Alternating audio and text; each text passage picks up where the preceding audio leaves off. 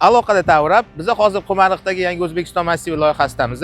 Bu yerda ikkinchi bosqichdagi uylarni qurish ishlari yakunlanmoqda. Hozir biz har bitta blok bilan sizlarni tanishtirib chiqamiz.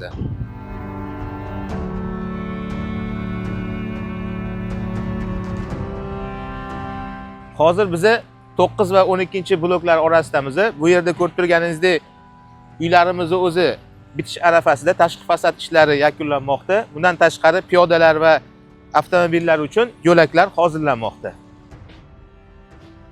Hozir biz 9-blok oldidamiz. Ichki qurilish ishlarini, montaj ishlarini tanishtiramiz. Ketdik.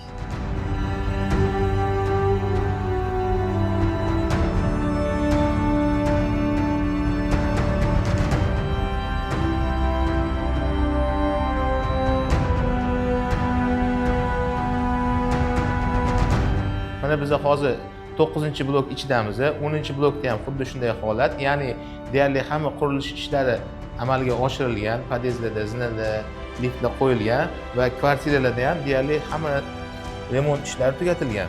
Hozir sizlarga ko'rsataman. Demak, mana ko'rib turganingizdek, hamma eshiklar o'rnatilgan, tarket yotqizilgan, devorlar ham hammasi tugatilgan. Xonalarimizda batareyalar ham o'rnatilgan. Sanuzillarimizni ham kafelda terilgan. Ya'ni faqat santexnikani o'rnatish va kommunikatsiya tarmoqlarini ishga tushirish va tekshirish ishlari qolgan.